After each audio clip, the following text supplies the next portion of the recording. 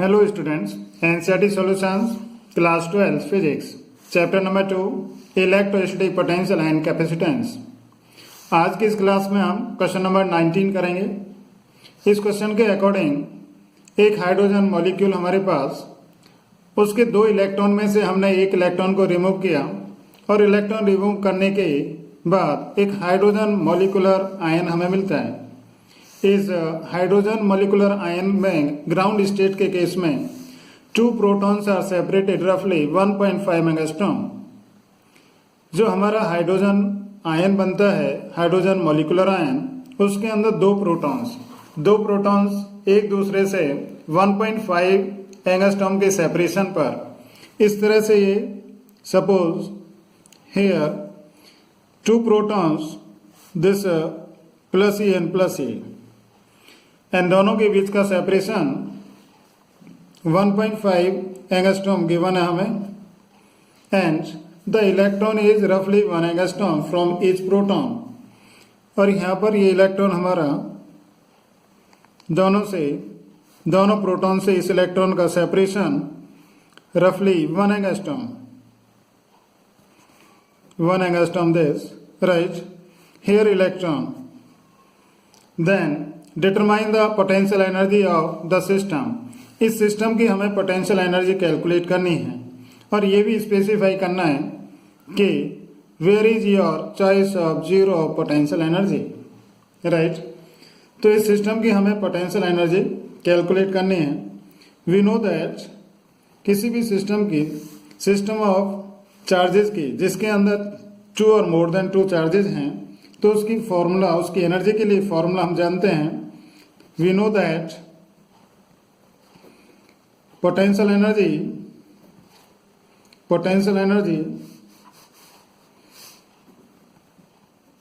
U is equal to this K Q1 Q2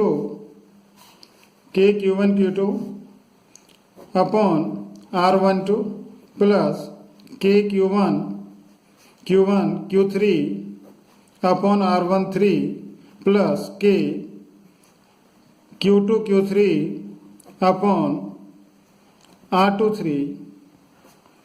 late करते हैं। Here this charge is Q1 and this charge is Q2 and this is suppose Q3. This distance is R12 and this is R13, this is R13, this R12, and this distance is 2, 3, right? This is the formula for potential energy.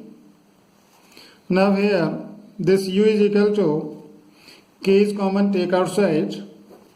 Now Q1, Q2, here Q1 is minus E and this Q2 is plus E upon distance, this distance is 1 angstrom, means 10 to the power minus 10 meter, plus Q1, this again minus E, into Q3, this plus E, upon Q1 और Q3 के बीच का separation, this is 1 angstrom, means 10 to the power minus 10, plus Q2, Q3, this is plus E into plus E, Q2, Q3, upon separation is 1.5 into 10 to the power minus 10।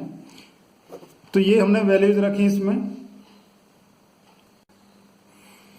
Now you know the value of K is 9 into 10 to the power 9 होता है, and this is E square here also and here also, take common, this is 1.6 into 10 to the power minus 19, E की value होती है, and here this 10 to the power minus 10 is also common, and here minus 1 upon 1, here also minus 1 upon 1, and here this 1 upon 1.5, and this can be written as this 9 into 10 to the power 9, and this is 1.6 whole square means 2.56 into 10 to the power minus 38 10 to the power minus 19, this whole square is minus 38,